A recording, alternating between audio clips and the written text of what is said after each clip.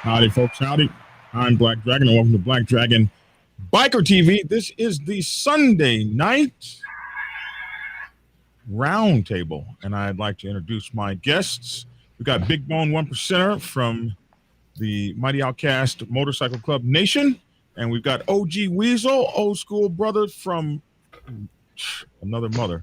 From man, I'm just so absolutely pleased to have you on the show, sir. I appreciate you being here. Thank you so much. So love, bro. Welcome, man. So I'd just like to say I appreciate my subscribers for being here tonight. This is the first episode of season 2 of the roundtable. So we appreciate you guys being here. And the roundtable is such an interesting thing came up, and we have just really been able to do such big, huge, great things with this roundtable, touching bikers all over the world, talking about protocol issues and all sorts of things. So, man, I'm just amazingly happy to have you guys here, man. So tonight, the subject is, there has just been this huge explosion of these outlaw channels, these channels run by a lot of these dudes that have been 1%ers for a minute or two. These channels are just huge in popularity. And, we wanted to talk a little bit about what is it behind the mystique of the outlaw culture. What is it behind this fascination? If you come on a channel, social media, Facebook, YouTube, whatever, and you say, hey, I was a 1%er for 15 minutes, boom, it explodes. You get this explosion, and everything you say is believed from that second forward. I'm just curious as to where it comes from, and OG Weasel, this is something that I wonder about. So I just thought we'd start that conversation off tonight and take questions from whoever has any and move that forward. So I'll let you guys give an opening statement. OG Weasel, please tell the crowd who you are and where you come from and your illustrious background, because you are something else, man. You are something else. Man, no, I'm just another brother doing what bikers do, man. But I've been in the lifestyle over 30, I think it's going on 35 years now. I went through the motions that you do to get the respect in what we do.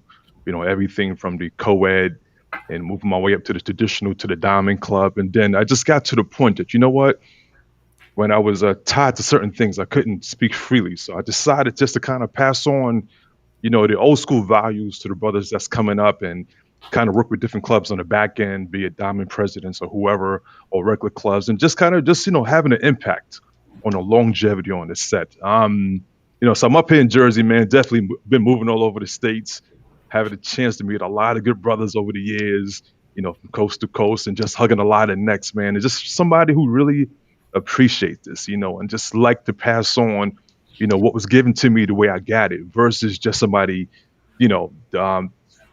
getting it from invalid sources. Like you said, a lot of brothers are speaking, and you've been in the lifestyle for 2 minutes, and you can't pass on what you haven't lived.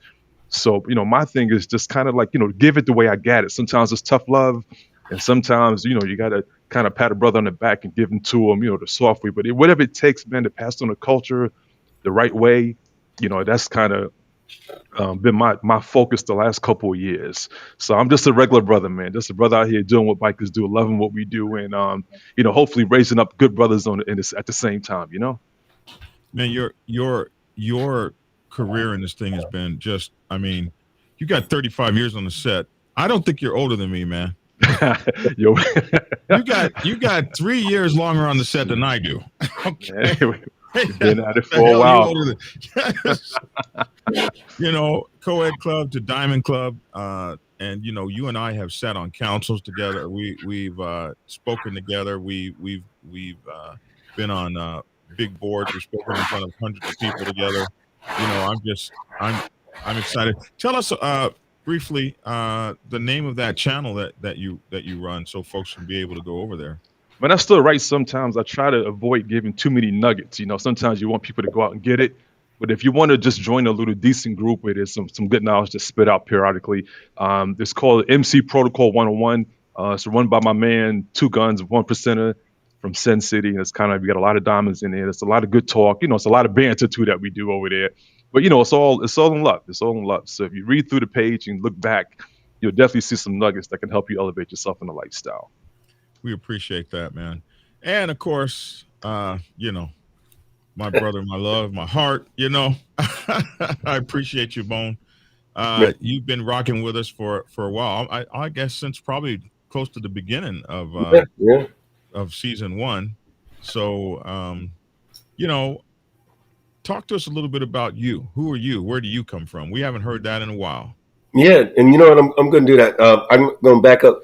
Man, I know Two Guns from like way back when, and I didn't know he was doing the channel, and he used to do what was it? Straight up. What do you call that thing? All Riders Radio. We were doing that in Well, not that the Sucker Free. Chuck and Sucker Free. Free. Yeah, he was with Yeah, Sucker Free yeah. for a while, and there was that whole thing with him and Preach. And anyway, neither here. Ain't gonna go into that. But yeah, that's pretty cool that he's doing something like this because he's actually been around for quite a while, as you have. So it does my heart good to hear that some of these brothers that are legitimately involved in the culture are the ones that are.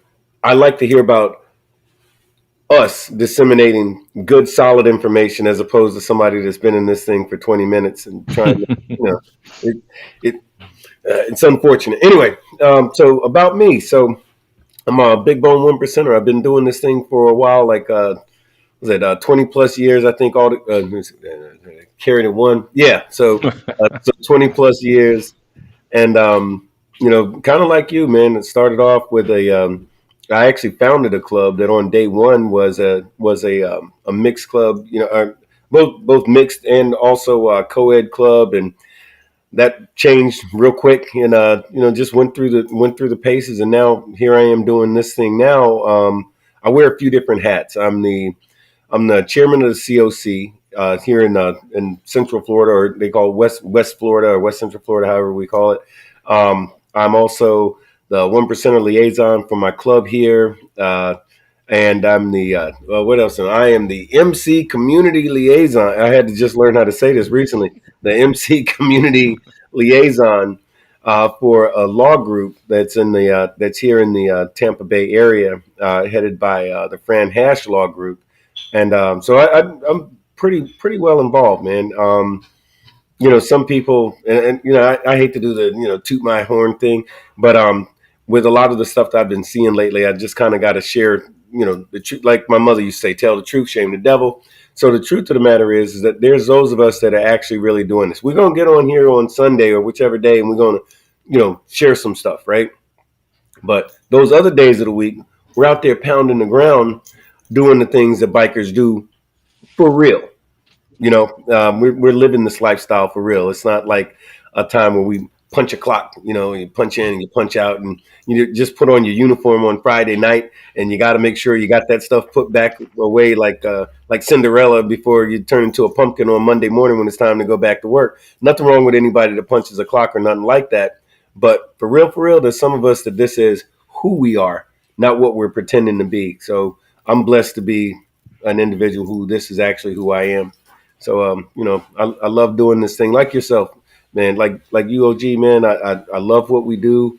I love sharing. It's very important. You hit on a few things. I think it's really important to be able to share to not just the next generation and the younger folks, but there's some brothers that's involved in this lifestyle that either A, need to be reminded of a couple of things because they've been doing it a while.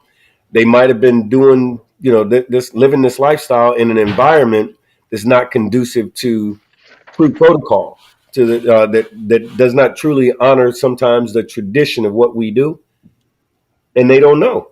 So this show, and I hear this a lot. Oh man, I forgot about that. Oh, is that true? Or over here we do it this way. I didn't know that was a thing. So it's good to kind of share this stuff, man, and kind of keeps everybody honest, gets everybody on the same page, or at least as well as we can do anyway. Anyway, that's all I got. I'm Big Bone 1%er, man. Good stuff, bro. So Good stuff.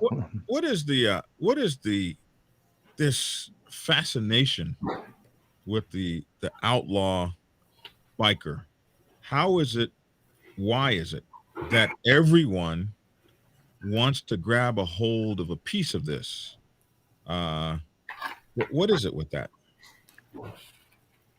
It all You can started with a movie called Wild Hogs. See, that's what that's what started the whole thing. So, we have Heather Moe here that says, as far as for YouTubers using the outlaw label, it is done to garner attention and views. It's all about money and how much you can convince the average Joe that you are relevant. Heather Moe been watching the channel for a while. Um, let me jump on that statement real quick, bro, before we get away from that question. Okay. So you were saying, what's the obsession? Yeah. Let me take you back 10, 20, 20, 25, 30 years ago. Okay. Back in the days, you had few brothers that were even thinking about joining the OMC or becoming a diamond. So we have to really like go back, back in the days that when it was okay to be a 99 and you were happy with that, and I think, part of this whole evolution of everybody wants to gravitate to an OMC and earn that diamond. This is part of this whole old school, new school thing. And this is the new school brothers that's coming on that's just caught up in this fast moving culture. This culture has almost become like something that people are like looking for this validation. There's this nonstop validation and they're searching for acceptance and everybody needs to have a voice, and the thing is everybody doesn't need to have a voice, man. Sometimes you can just move and do what you do and you can be just as productive as a 99 percenter or just a regular brother. You know what I'm saying? We got some strong 99 percenter clubs out there that's ready for that level. And they think is they like, you know what? We good where we at. We good where we at. And a lot of brothers don't understand that you don't always have to be number one. It's okay to be number two. And it's nothing, like it's the pecking order. And if you can be humble enough to just do what you do as a biker and embrace the culture, like that dime is going to come to you.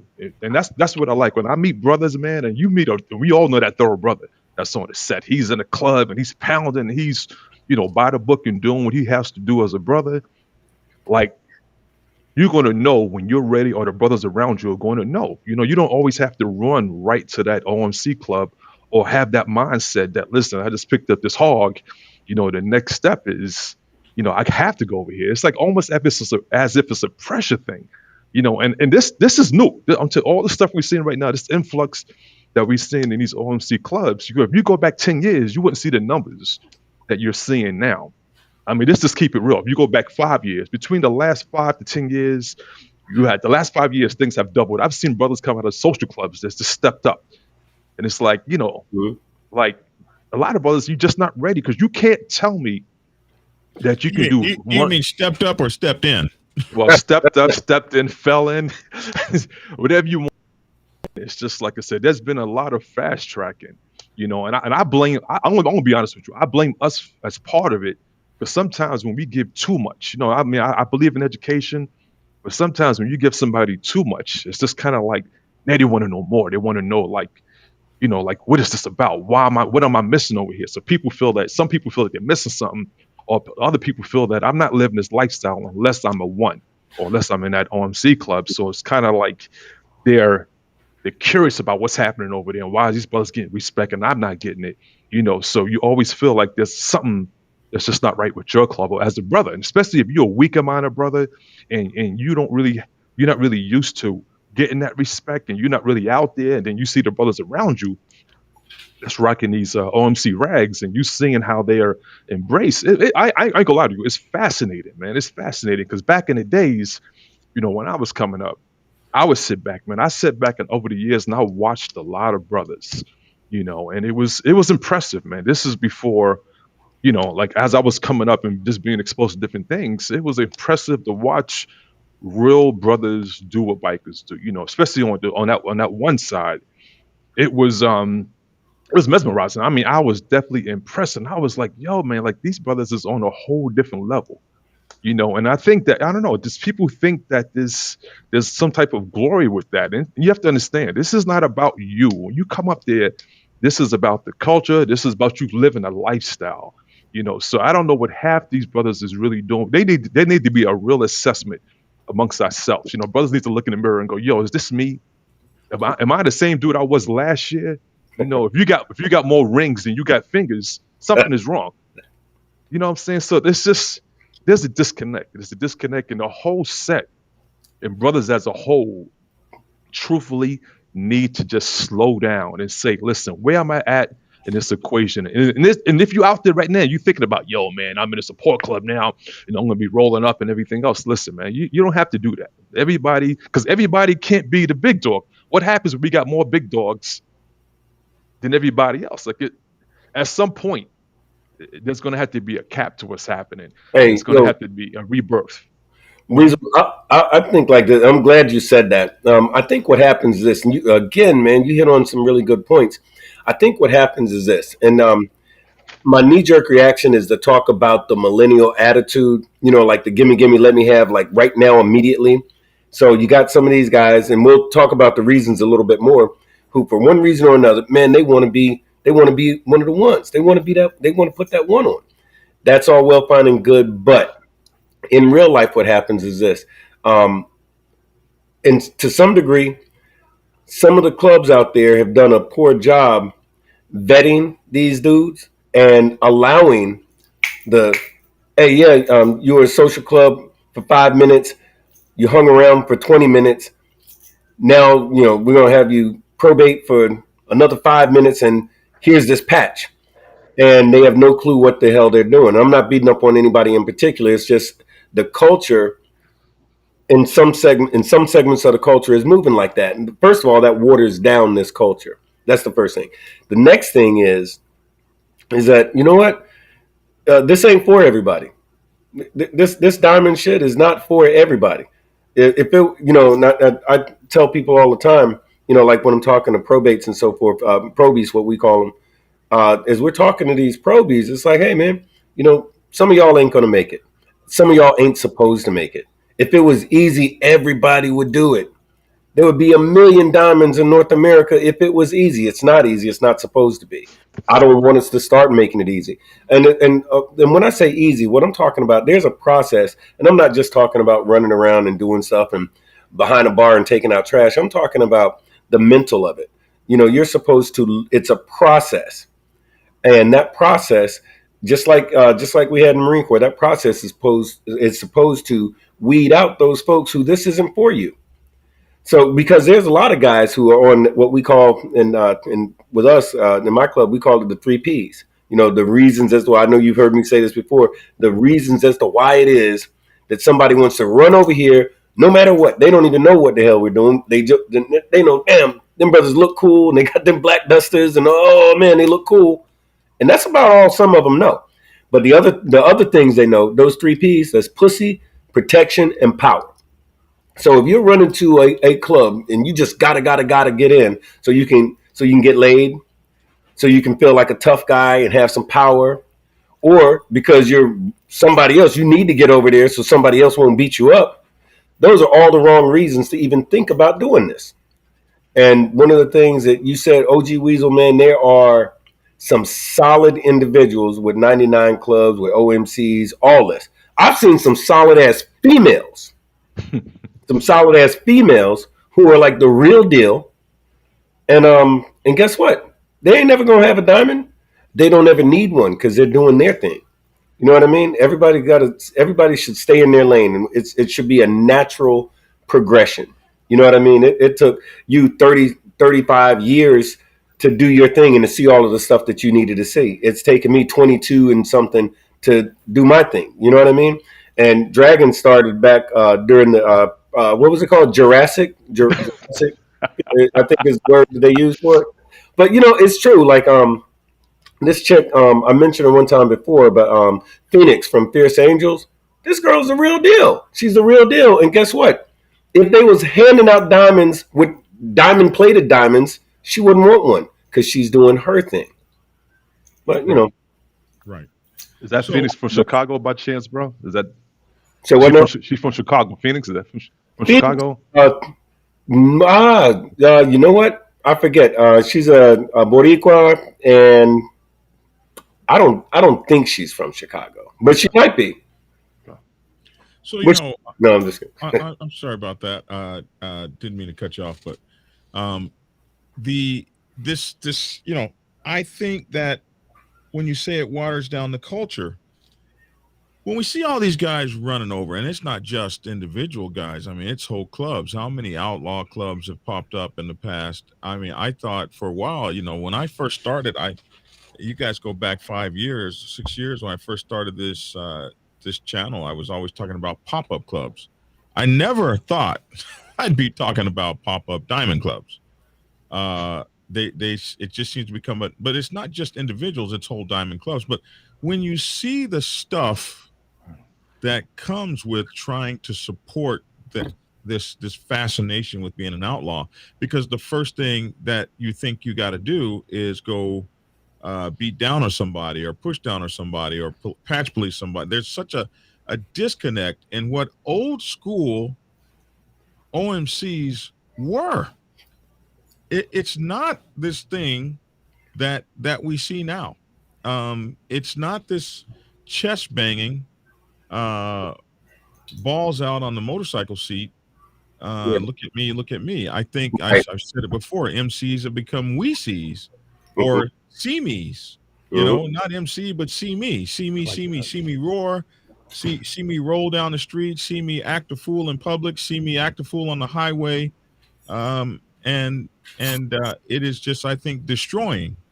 And you can see the destruction when you see, okay, now I've done something stupid, and now you see a whole group of these guys turn the state's evidence on one another. Whoa, thought Mhm. you was the deal. I thought you was the real thing. Yeah. Speak to that. Speak on that for me, OG. Well, first of all, let's just go back once again. Okay, let's talk about the process. Okay, the process of elevating yourself through the lifestyle.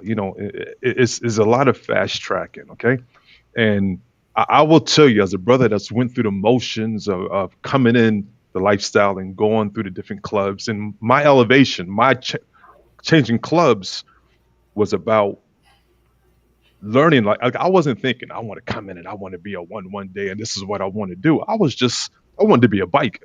When it was winter time and it was 20 degrees and we up in Newark, New Jersey, like listen, I was still on it with cats just like, yo, man, like you rode the church. I'm like, yeah, this is yeah, Yeah. yeah, that's what we do, right? You did. So I appreciated the process, and a lot of people, you're gonna miss so much. You're gonna miss those small lessons, you're gonna miss that experience, you're gonna miss the fun part of it, because have the fun now while you on that other level. So Yeah. I tell people, listen, first of all, embrace the process, go from that co-ed club, or if it's a traditional club, and if you get to a point that you feel that you peaked out, then and only then, if you feel that you've done all you can do, I'll tell you two things: either you do it again, or maybe it may be time for you to do the diamond thing. Even with myself coming up, I went through the motions, and I was tapped on the shoulder by a club, and I was hanging around a particular nation, and it was time. It was, I was at that point, and it was time for me to elevate myself, and I knew it was time, and the brothers embraced me, and we went through the process, and about 8 or 9 months in that process with that particular nation, I was like, yo, like this is real. Because let me tell you something. On the outside, and for y'all who don't know, everything looks good on the outside. Yeah. Everything looks good. It looks pretty from the outside. And you see the nation roll up, and they doing what they do. But on the back end, when you see the realness, when you see the brothers get together, and what really happens behind the doors, or when it gets to that point when you're in a situation, You got to think about, do I need to go home tonight or do I need to go somewhere else? Saying the realness of this, it really comes out, man. And in a particular nation, man, they got a little tense with me. And I was like, yo, man, like, I had to think about that. And at that moment, I said, you know what? I can't embrace this particular patch. And I had to stand down because I was real with myself. And I was like, yo, at this time, I'm not ready for this. And a lot of cats is going to that next step and not being true with themselves. But I'm glad that I was man enough to say, you know what, bro? And they would not take that patch back, but we had a long 12-hour talk. And finally, I had to lay it on the table, the prospect patch, not the full patch. And it took me a couple years before I came back to another nation, and, I was approached and it was like, you know what? Now I'm ready. Now I'm ready. I felt that I grew up a little bit more. My balls got a little heavier, and I didn't mind risking some things in a lifestyle. You know what I'm saying? And you get to a point that when you get to that level, then you know it's real. Because we got a lot of cats, man. There's some real brothers out here. First of all, you're going to run into some real serious brothers who don't mind dying for their nation. And if you in an OMC with an SC mentality, it ain't gonna work out for you. So you got to elevate yourself and see, hey, where am I at in this situation, and how much do I really love this lifestyle? And a lot of people haven't asked themselves that question yet. How much do I really love this shit? And that question has not been asked. But people are just so busy with moving, moving, moving. So, but my thing is, what I would like people to do is really like look at it for what it really is. It's a beautiful thing, but it's a lifestyle. And like you said, Big Bone, this is not something you turn on and turn off. Like you got to really be committed to it. And when they say 24/7, 365, when you elevate yourself and you really get to the guts of it, and you know what it is, and you do a deeper dive in what we do as bikers, let me tell you something. You're gonna have a whole different understanding. You're gonna understand why brothers is really out there doing what they do. And if you up in a club and you at a party or something and you standing next to a brother, you feel uncomfortable, it may not be time for you yet. Yeah. Right. Yeah. No, that's it. And I really want to impress upon folks, because I've seen this happen on many an occasion throughout many clubs where somebody got tapped to either to go from that SC to this MC or to a OMC or to the 1% club, and I've seen guys say, "Hey, you know what? No, I'm not ready. Can't do it." That's not a bad thing at all. Because again, like I said before, this really isn't for everybody, and then sometimes it's a timing thing.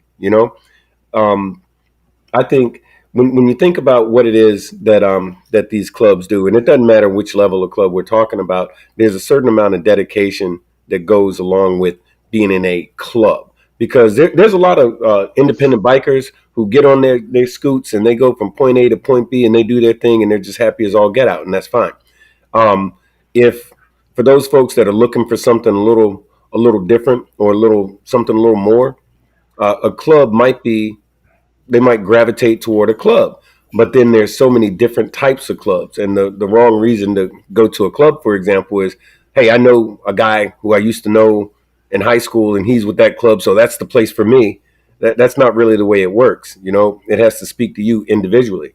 And so I talk about dedication, but at the same exact time, so if you think of a MC like, man, I love this so much, I do this for free, because you're going to do it for free. And in fact, sometimes it's going to be expensive, because sometimes it'll feel like a job, right? But if that's that job that you would do for free because you're doing it for free, then okay, you might be moving in the right direction. There's something to this, there's really something to this. And I know, yeah, and I love the fact that you talked about, Weasel, you were talking about, well, a couple of things. You mentioned about the slowing down of it, as far as, and again, the process. One of the things that I fault the culture with is when you're trying to, when you're more concerned with getting numbers, like you said, Dragon, like, look at me, look at me, look at me. So you just want to get a whole bunch of numbers. So you're slapping a patch on anybody that shows up. That's always a bad move. That's always a bad move. And it really perpetuates the silliness in the culture. And so, like you mentioned something about these diamond clubs that are just popping up all over the place. Thank God, so far, that's not something that we experience so very much on the East Coast. But on the West Coast, anytime we talk about the West Coast, man. There's a million clubs with a diamond on out there, and some of which have been around for 20 minutes. And with all the chest thumping and all like this, you'd swear that this was a club with 30 plus years on the set, right? But they're not, and that's just a. But that's how they get down. Is what it is. Whatever. Um, the culture cannot be perverted, and it's the responsibility of all of us that are in a position to be of influence. So of course I'm talking about the one percenters, but I'm talking about the OMCs and these old heads, these gray bearded so and so's that's been out here doing this thing for a minute. It's really our responsibility to kind of point folks in the right direction. You talked about the patch police and all like that. um, I think there's a difference between a patch police and somebody who is adamantly attempting to secure the culture. So, like, I can tell you myself this year, and I'm in Florida. I can tell you this year I've educated in public um, on 4 different occasions uh, some individuals who just decided to slap a diamond on a vest that they had their mom make or whatever, and I helped them to realize it wasn't a good idea to wear that, and helped them put those things away, and pointed them in a better direction. Y'all like the way I cleaned that up, right? You saw it right there? All right, but It was clever, yes. yes, thank you.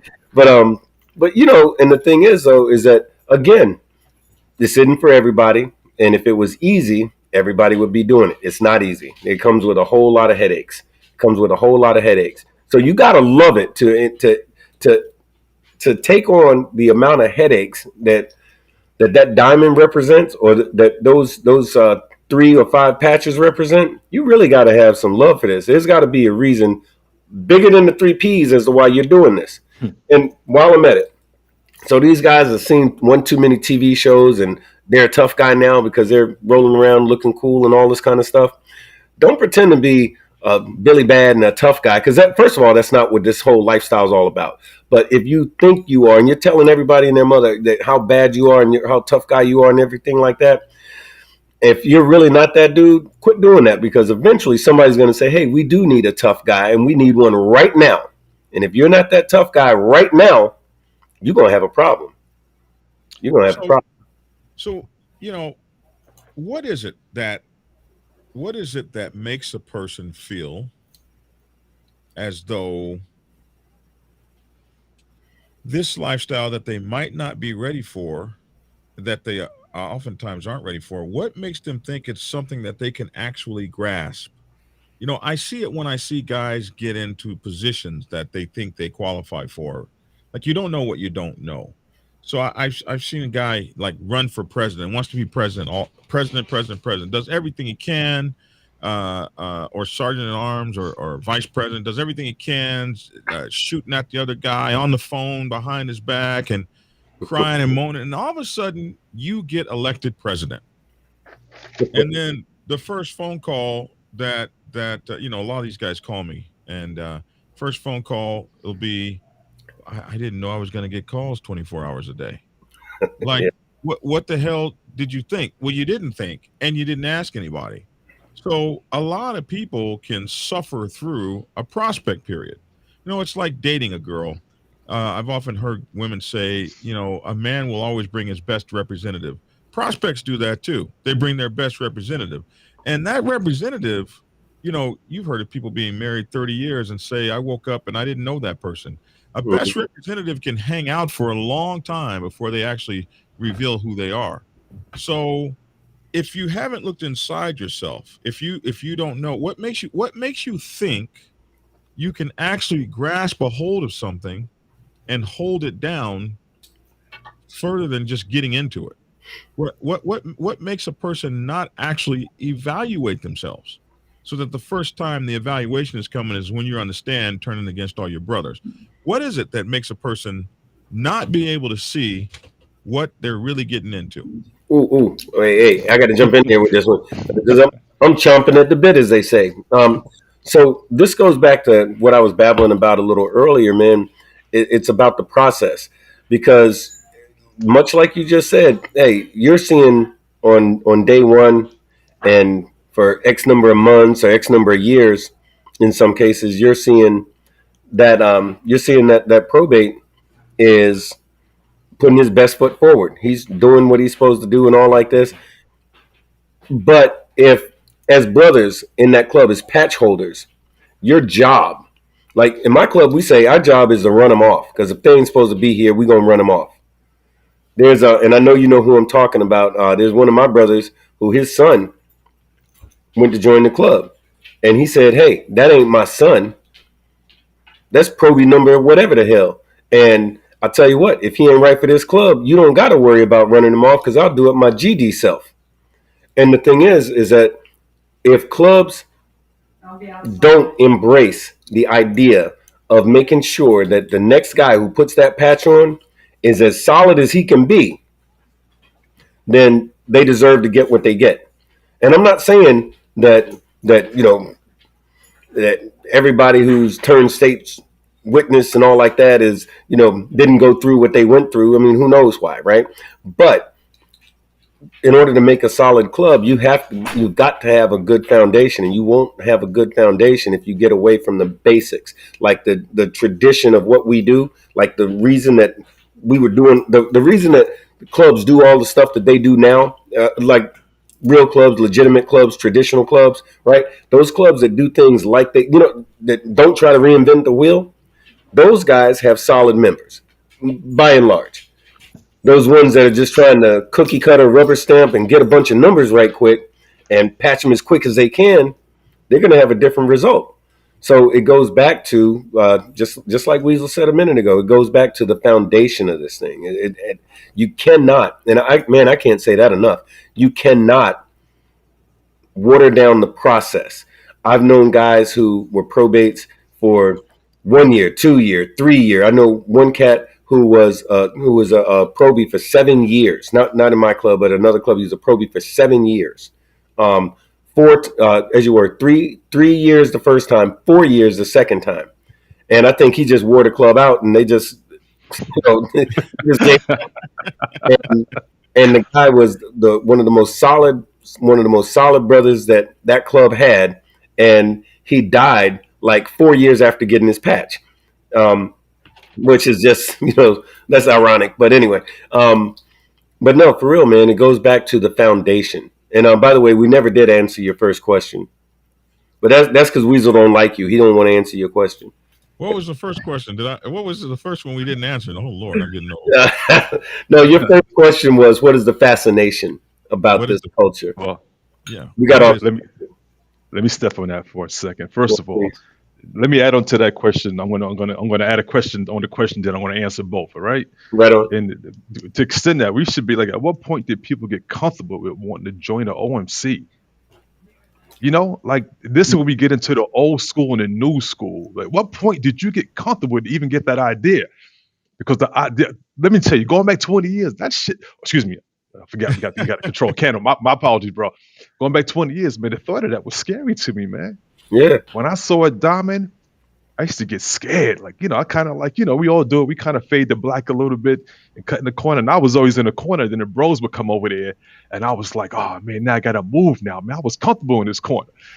So, and I'm going to give you the answer, man. People are obsessed with status. People are obsessed with status. Everybody wants to be to somebody. We all want to make points. We all want to stand out amongst our peers. Who wants to be regular? I guess in this on the set, what I noticed, like up in Jersey, and like I said, I move around a lot. I've been from coast to coast. I've been in a lot of houses all in Chicago. I lived out in Florida in Brandon for a while. I was going to touch you back on that for a second, man. So I've been into different areas, and I've seen the different facets that of the culture. And it's all the same. People are people, no matter what coast you're on. People are people, and what I'm seeing the pattern is the obsession with status and everybody wanting to be somebody. And when you see a brother that you saw last year and he's changed, that's the dude we're talking about. That's the dude that some people need to be over there. Some people need to be part of these nations, because they need to be able to say, I'm part of a nation. And it's something that they need, that they're seeking that. And let me tell you something. If you're looking for something, you ain't found it, you're going to be looking for it for a lifetime. Because normally when you truthfully are into something, it finds you. Mhm. It would find you, and that's why I like I said, when brothers come to a nation comes to a brother, and they let him know that it's time for you to come. You need to, as they say, you need to come home. It's time for you to come home, bro. And I've heard that term said to a lot of brothers over the years. It's time for you to come home. Yeah. You know, and we're not getting that no more because I don't know if it's the bikers of today. Some are so diluted and just fascinated with it, and they just want to do that, and they're willing to do whatever they got to do to get there. But when you get there, you got to realize there's no turning back. You can't go back. You're not supposed to go back down to that 99 club. So don't be a diamond holder tomorrow and be a llama tomorrow, Yeah. day after that. That's the respectful way is if you go to that diamond and it doesn't work out for you, well, you know what? You need to be honorable enough and respect the culture enough to step down and realize that, you know what, I can't go back to that 99 side. So you think about that because Right. when you come up there and it don't work out for you, you may have to fade to black and join a social club and do something different, because the set Yeah, talks and like I said, that takes uh, honor, OG Weasel. That takes honor it does. because what we see today is just the sideways hopping. So I'll just go from this 1% club to that one, to that one, to that one. We see a lot of that today. We used to just see that over down in the 99s and the traditional MCs and the social clubs, but we're seeing it all over now. When I came up, it was unheard of. It, you I always thought it was the grave. Obviously, that's not the case. So Mm. again, it's a fascination with something, and is it the OGs? Are we not teaching, or is it the young guys? Are they not listening, or has the culture changed? Is and everything changes. Is it okay? Are we where we should be as a culture, or is this gonna be the end? Are we looking at the end of our nomadic reign across the lands, and No. we'll be on electric motorcycles soon? What do you think? No. I say no. I say absolutely. I say no. I keep trying not to cuss, but HELL no. Yeah, that's better. No, man. And the reason for this is this. So this MC thing has been going for a really long time. And there's certain things. I'm not saying that technology hasn't changed. The fashion in which people communicate is different. We've got computers and smartphones and all this kind of jazz. That's just a way to communicate differently. But the ideology of these clubs, the ideology of the set should not be perverted with or changed because there was a certain segment of our population or a certain generation who wants instant gratification, or I think that's cool and that's as far as I thought about it and I want it and I want it now. What do I got to do? And the conversations I've literally heard guys say, well, all I got to do is do this, do that, do the other thing, and then I get a patch. And fortunately, I've been in a position where it's when I've witnessed or heard those sort of conversations, I've been able to correct those conversations or send those people in another direction because this lifestyle is not that. You know what I mean? Like a cat told me a long time ago. I actually was stupid enough to ask the question, well, how long do you think I'm going to have to be a probate or a probie, actually? How long do you think I'm going to have to be a probie? Because I wasn't very smart. I thought I was, but, I thought we was cool. I'm talking to this bro. I thought we was cool. We was on some chopping it up humbug type stuff. And I forgot that dude was a full patch, lifer, diamond holding, all of that.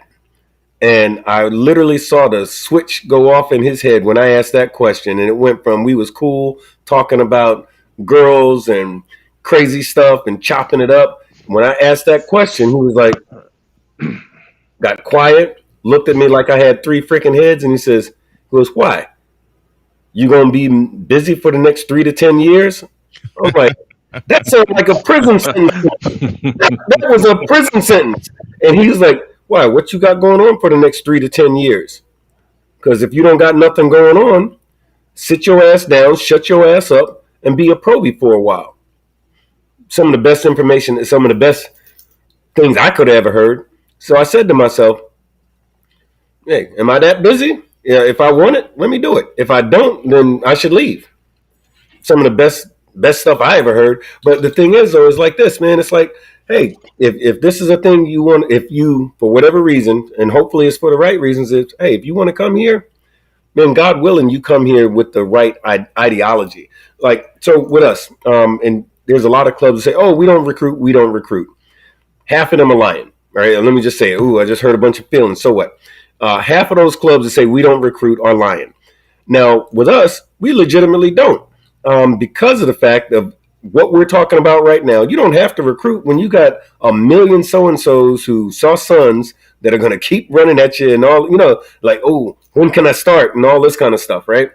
What we do is we don't make one percenters. That's not a thing that we do.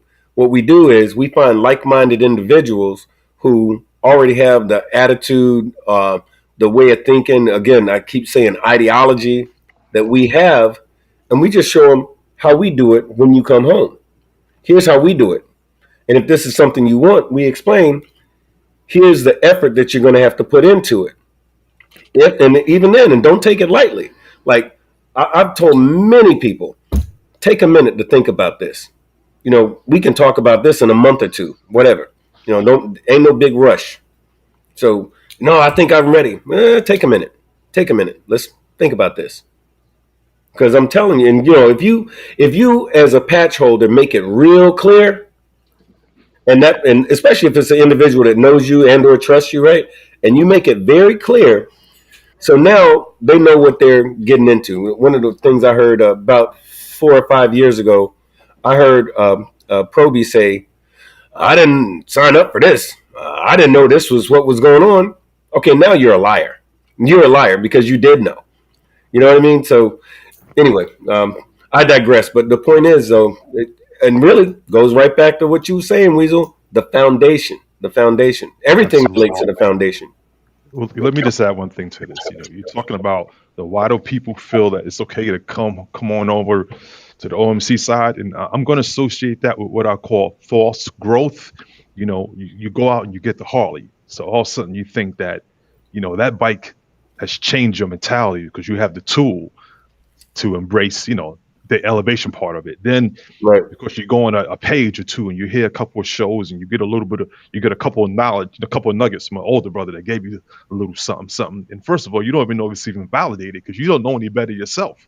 You know what I'm Right. saying? So you're getting all this false information and you bring it back to your bros and you're like, yo, man, they think you know something and you feel in a certain type of way because you got a couple of nuggets in your pocket, and half the time, you don't know what type of nuggets you got.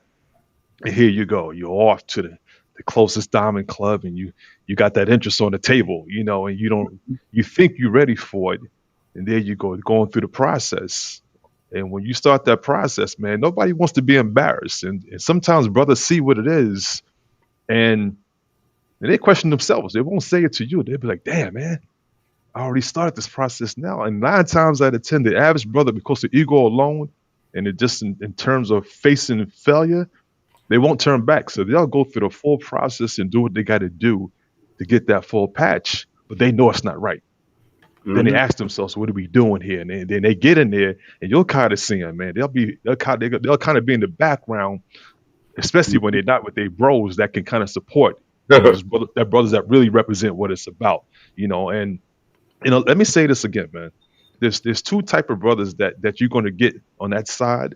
You got some that come to it, like you said. Some are born that way. Some brothers already have out. They come to the Diamond Club and Outlaw. They come there like that. Mm-hmm. And you got some cats that are real good brothers that you got to mold, Right. that you got to make. There's no other brother. Those are the only two types that you're Yep. going to get. That's the true outlaws, and everybody else that may have, survived the process to get there. Y'all need to do once again a self-assessment and think about, if I'm not born into this, or if I wasn't molded, well, who are you in the equation? And it's okay to walk away. It's okay to say, you know what, that wasn't for me. Like, I'd rather you say that than live to see tomorrow, or enjoy this lifestyle versus you living a lie, and all of a sudden you caught up and you with the bros and you got to do what bros do sometime. Like, it's not like getting the fade from your bro. As they say out west, getting the fade from your bro. So That's That's something to think. That's something to think. That's something to think about, man. And let me tell you something, man. People got it twisted like it's about being a tough guy. No, it's about living a culture. It's about protecting the culture, and it's about educating. That's what OMCs do, man. They do what they want to do. The 1% mentality, forever, forever, and the whole FTW mindset. It's like, listen, we do, and don't y'all worry about us over here. We good. Now, So how many people can truthfully understand that and apply it to their life, apply it to this lifestyle? yeah.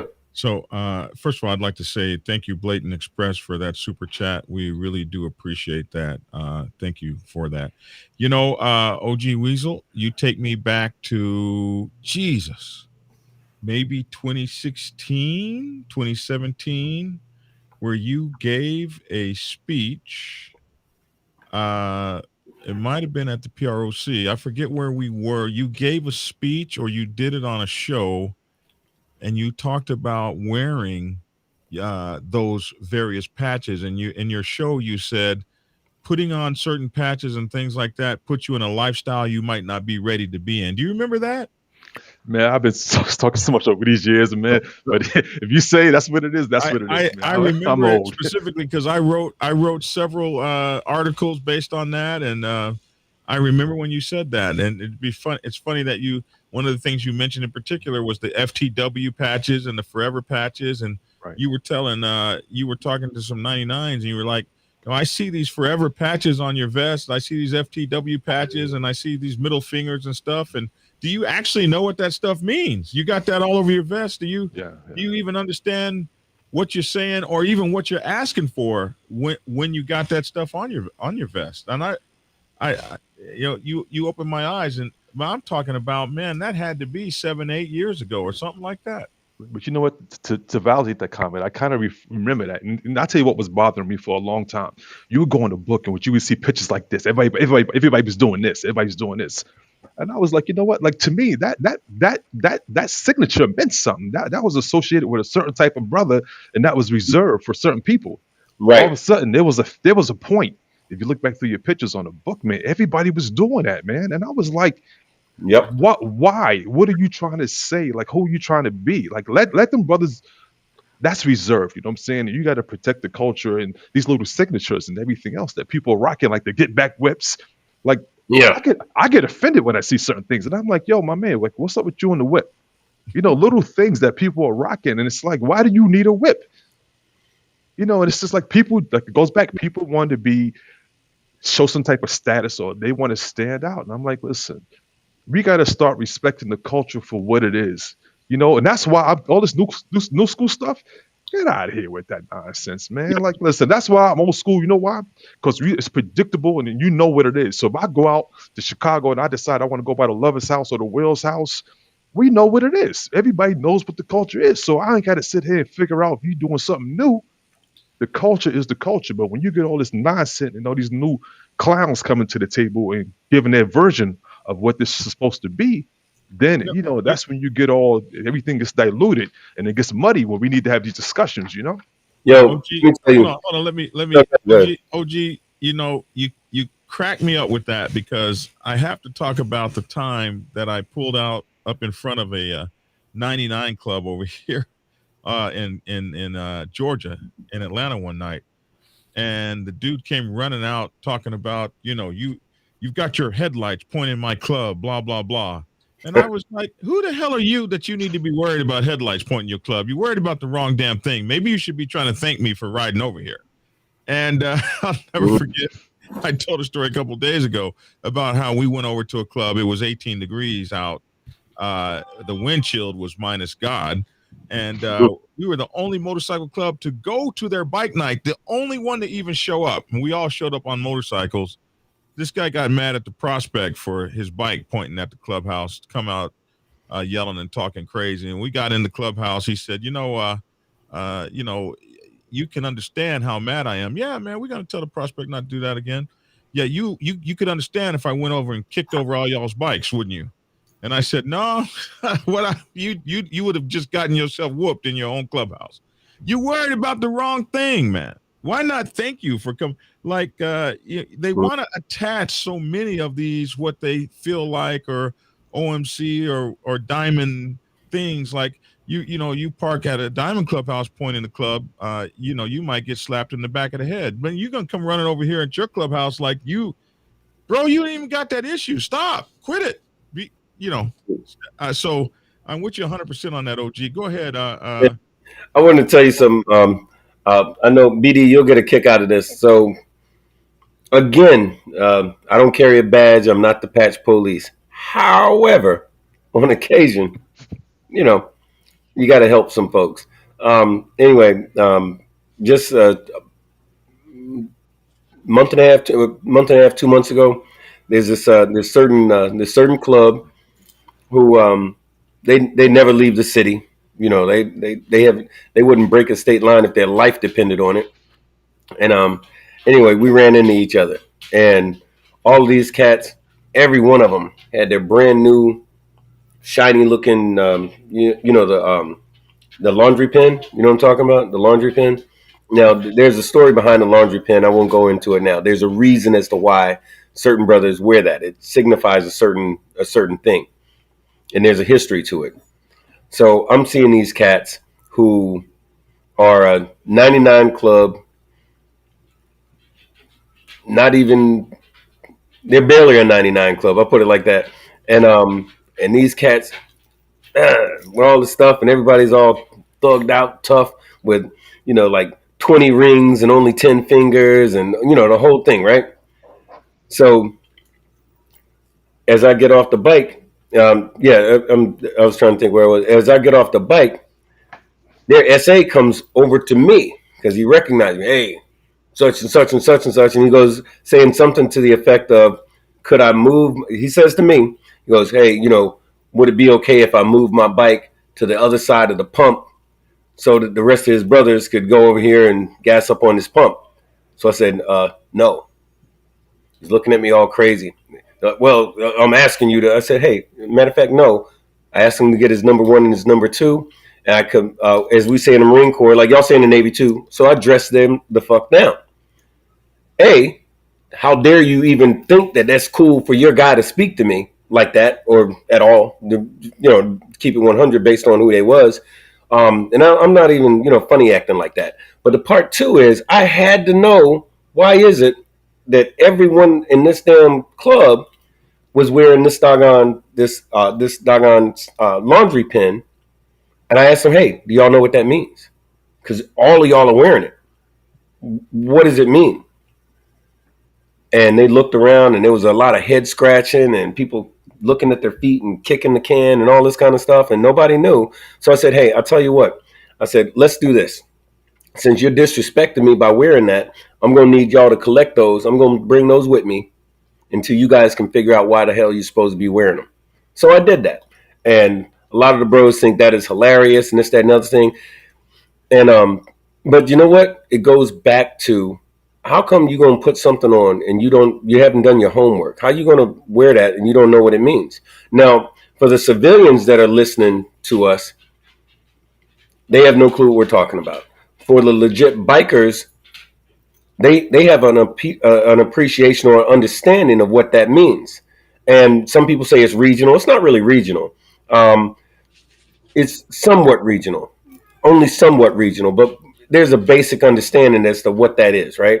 But long story short, these guys never left the city. They don't need to wear it, so I took them, or they let me have them. Yeah.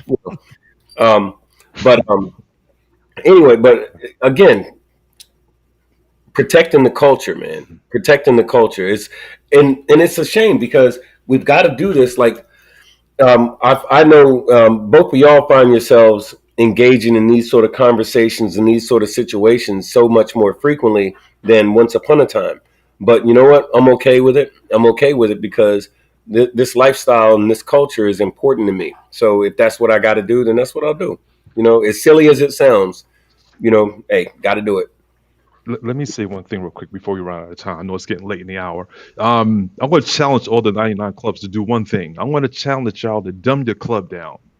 And when I say that, I mean take off everything that's not your club related. You know what I'm saying? If you got the rock on the side and you got the whole your city on the side, take that off. That's not designed for y'all. You know what I'm saying? If you got the get back rep, take it off. If you're rocking a penny, you ain't doing it for the right reason or whatever it may be, take that off. Take off everything that's not associated. You don't have to present yourself to be another type of club. You know what I'm saying? Everybody doesn't need to be that dude. And the thing is, when you can be smart enough and respectful enough to the culture and be the club that you're designed to be, then it's gonna be okay. Like that's what we need. We need more realness when it comes to this versus the fakeness, because that fakeness is gonna get you hemmed up one day. Because them things that you putting on that don't represent who your club is, you're gonna be accountable for that one day. And it's just a matter of what brother you're gonna cross and when. And if you're in a club and everybody's talking about I'm ground pounding, trust you me, you will be accountable one day. And it may be at a gas station somewhere in the woods in North Carolina, and that other club pulls up, and there you go looking all stupid. Yep. What are you going to do? Real talk. Yep. Real talk. Yeah. So I will. So as I'm bringing this to a close, I didn't want to get past. So now there is an explosion of these kind of guys now on the social media platforms teaching. They're now teaching the so-called MC protocol, and I just find it incredibly interesting that all of the new guys that are coming forward seem to have this need to associate themselves as one percenters or OMCs, even though they no longer are part of their clubs anymore, nor do they represent, nor can they represent that because they don't carry it. So, it's going to be very difficult in most clubs to have that social media kind of status. So, dump the club. I was there for a few minutes. I made it, and now I can start speaking on about it and educating all the folks about things that I'll never have to do or never had to do. A 99 does things that these guys will never know, and I just find it just interesting. One, how many of them there are now coming out to be, and every damn one of them has to be diamond this, diamond that. But a lot of them don't have that diamond no more. What do you guys think about that? Well, okay. I'll share my thoughts on that. So here's the thing: because we've had guys on the show who were in this lifestyle, who wore that diamond for a lot of years, represented it properly, did their thing, retired properly, did everything the right way. And if that dude, because he's no longer active in his club or he laid his rags down, whatever the case is, a year, 2 years, 3 years ago, he didn't all of a sudden forget everything that he's learned over his previous, 15, 25, 30 years, right? So has the ability to some degree to speak with intelligence and credibility about what he's talking about. Now, if you got a guy who's been who was with a club for 20 minutes, and he wants to pontificate about things that were happening before he was born or that he's never experienced and he knows nothing of, his credibility is called into question as far as I'm concerned. And the problem is that if you add a little production value and a little bit of swag, people that don't know any better are going to believe this dude or whoever these people are. It's unfortunate because I love this lifestyle. I love this culture. And it hurts me when it's perverted or when there's improper information being disseminated. And I could go on and on about that. And for the novice, for someone who follows these channels by which to familiarize themselves, because it's 2022. It's a different time. People want to utilize these mediums by which to educate themselves. Sometimes entertainment, but for the most part, people want to educate themselves. The problem is they don't know what's legitimate and what is not. So the same way we tell 99 clubs, the same way we tell probies, the same way we tell folks who are thirsting for knowledge of this lifestyle, do your homework. Do your homework. Um, Make a phone call. You know, don't just say, "Hey, well, this guy's the end all, to be all, the holy grail to all the information that is right." You know, look around a little bit, and when you do that, you're actually going to find out that you're going to find out a different perspective. Maybe I'm not saying that everything that these sort of folks say is wrong, but if enough of that stuff is wrong or incorrect or pointing people in the wrong direction, it perverts the culture. It waters down the culture. It destroys what brothers have bled and died for. Because, oh, in case we didn't mention that, there are people who, this lifestyle that we live, once upon a time, way back in the day, a bunch of guys coming back from the military started all these motorcycle clubs in different parts of the country. So these are men that fought and died together in on foreign shores, and then guess what? They did it again over decades in these MCs, different levels of MCs, OMCs, 99s, one percenters, all that, right? They did all that. So it means something special to them. It means something special to me. I would hope that it would mean something special to those people that are trying to learn about it, so they could at least, at the very least, take it seriously enough to get good information. I'm not faulting the people who follow the wrong individual, but it is disturbing when the wrong individual continuously disseminates improper information. Like we used to say in the Marine Corps, dude, sharpen your pencil so you can get it right. You know, do that. Let me step on that for a second. First of all, I don't speak about anyone in a negative way. Just I speak about the realness of what's happening around me, right? Yeah, And when it comes to information and all these different platforms and people, I don't really follow no one, because I like to hug necks, and I can't hug necks through a computer screen. All right, that's my style. When you see me, I'm on the roll. If you haven't seen me, it's a matter of when we will yeah, cross paths. You know what I'm saying? Like Bone, like I haven't met you yet, bro. But let me tell you, man, when I slide down Ford, I'm looking for you now. And yeah, listen, man, for I'm, real, I'm, do that. I'm gonna look for the house because that's how we move around. That's how bros move around. But my That's what's point up. is that you know we have. I say there's 100 brothers on the set.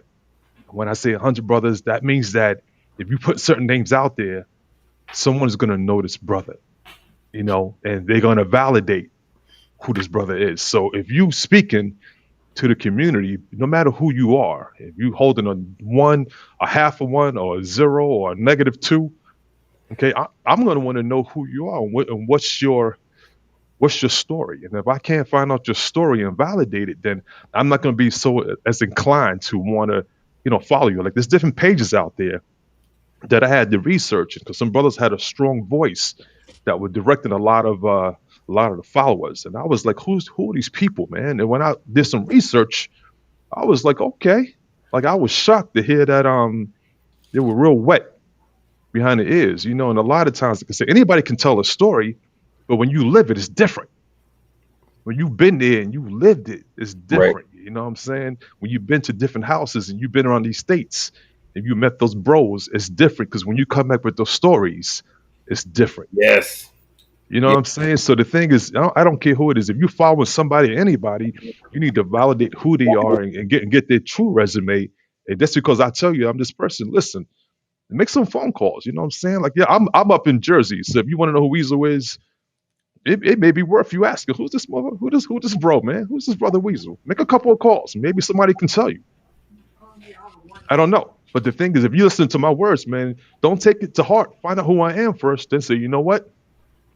Maybe what he's speaking is a little bit of truth because he's been around. He said he's been around. I don't know it, but let me find out real quick. Yeah. You Yeah. make your own decisions. The homework. The homework. Do your Well, homework, we're man. gonna get out of here. Could the restoration group, could someone explain how the get back with business for everyone? So listen, I don't get it that you're in a club. I think you're not in a club, and so we're talking about clubs. You're a single dude out there riding your motorcycle, and you don't have any club colors on or anything like that. Ain't nobody even really paying attention to that, to you, what you have on, or whatever the case may be. It's when you start adopting the various paraphernalia, especially when you're in a club and you're rocking them colors and you're rolling across them lines, and you're out there. Yeah, I tell you something. You really understand the MC life when you get out of your city. If you want to know the MC life, get on your motorcycle and hit some state lines. You'll get an education. You might get embarrassed. You'll find brothers who love you. Man, some of the hardest core motorcycle clubs have seen me out on the road and just sucked me in and took me with them, looked out after me, uh, come Yeah. to eat with me. One time, me and the bros were out, and guy from a couple guys from one of the top five clubs saw us out, just regular cats. They were truck drivers, man. They ran across the parking lot. They ran across the parking lot to come hang out with little old us because they saw us out there on that road, and we had that camaraderie. So getting out there on the bike and getting out there into the world, bro, crossing them state lines, you will actually understand what this life is all about, man. Absolutely. Things hit different. Yeah. Any closing statements, guys? I promised you an hour, and I promised you I would only take an hour of your time, OG Weasel. So I'll let you go first. It's so good. I tell anybody, listen, if you live in this lifestyle, live it for yourself, not for the next brother. You know, it's easy to get caught up in wanting to be somebody. I found out that being humble and laying in the cut has gotten me more respect than I ever wanted. You know, you ain't gotta like me, but the respect thing to me is real important. And I just found out just laying in the cut, doing what I do, all that attention that you like and that validation that you may need, it's gonna come to you, and you ain't got to go looking for that. Bone. Man, I just I'm really excited about starting this second season of the roundtable because I think that, and I don't think none. I know people get a lot of benefit out of what we do because we share, just the 100% real stuff, the stuff that we can talk about anyway. We keep it 100, man, and I think that as I hear from these folks who give me feedback and different examples of how they apply different things that they learned here, and how everything from a probie who was trying to get started, and or a chapter president who needed some direction, uh, I feel really good about the fact that we are influencing the culture in a good way, and I appreciate that. The questions, which there's a ton of questions, I know we answered some of those tonight, but not all of them. So if anybody's got any questions or want to chop it up or whatever, hit me up, man. I'm Barry, which a lot of y'all know. Barry, there you go. My email is bone.outcast@gmail.com, or you can catch me on Instagram at BigBoneOFFO. You see those forever thing, right? Like we usually saw that did there. Um, but Big Bone OFFO, or on Facebook is Bone OFFO. But man, y'all hit me up. Love to hear from y'all, and we're going to try to answer as many of your questions and so forth as we can on this show. Sometimes it's a little tricky while we're doing the thing, but y'all get at us, man, anytime. Oh, one more thing too. One of my bros had a real nasty accident a while back, and I wanted to say thanks. Well, one, bro, get well soon, and two, Fran Hash from the law firm. Really, these folks went above and beyond.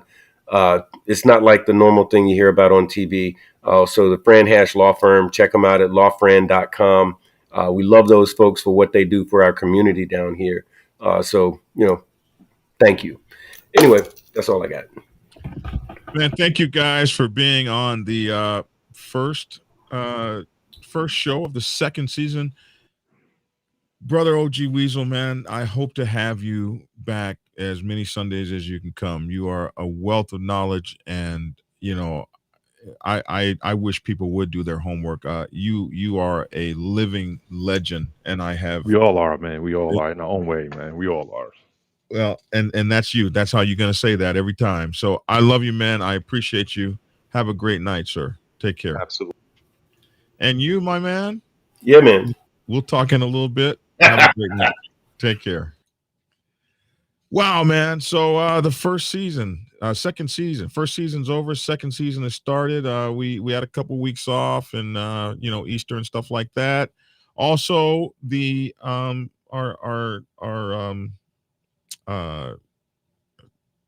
Tia Redbone, the Concrete Rose, her show Biker Wives started its first season tonight. Second season, first show of its second season tonight. So this is the second season. It will be coming up in April of every year, the third season, whatever. So we absolutely appreciate you guys for checking us out, man. Thank you for all the support tonight. I know that there were other channels running on our time slot that you guys could have been watching, and there's a whole lot to do with all of that, and I'm just I'm thankful for the people that follow me that are right here on the channel. I want you to know I'm thankful for that. I'm thankful for this 6 years of support, and I'm hoping that I'm continuing to give you guys more of what you want to see and more of what you want to hear. I also want to thank you for TikTok. I am now this thing. If you do a Google search for Black Dragon Biker TV TikTok, I think it says I'm at 194 million views. I don't know how we could do that in 2.5 months, but hey, wow, that's crazy. So we have we've got like almost 25,000 subscribers, and we've done that in a couple months. So what's crazy for me for that is it took me one entire year to get 3,000 subscribers on YouTube. So to get 25,000 subscribers in 2 months is effing crazy. So you guys are pushing me. You're pushing my algorithm. I'm thankful for the likes. I'm thankful for the follows. I'm thankful for the super chats and the money that you send. I'm thankful for the books. Somebody in Australia just bought every book I ever wrote. I just saw that come across on my feed. I have this, it alerts me when stuff like that happens. Somebody just bought every book that I ever wrote in Australia, and this is like the third Australia purchase in the last week and a half, and all of these people ordered every book I ever wrote. So you guys, you're showing me that you're interested in hearing an old man rant, and I'm trying to give you me. I'm not perfect. I make mistakes. I even got mad and cussed a lady out at at Wendy's yesterday, and Tia was looking at me the whole time like, yeah, that's not the John I want to see. But it tasted good to cuss her ass out. I tasted good. So, though it was wrong, and I'm seeking counseling for that, but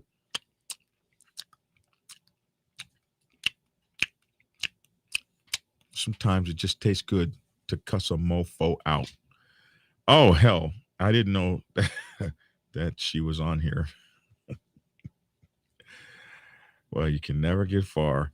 Anyway, I want to thank you guys. I really do, and I just I'm humbled by your patronage, and I know your kids are watching me too, and I try to keep a show that your kids would be safe to watch, because some of them like motorcycles and stuff too. So I want to be that person that you can still trust with your kids. So anyway, I'm Black Dragon.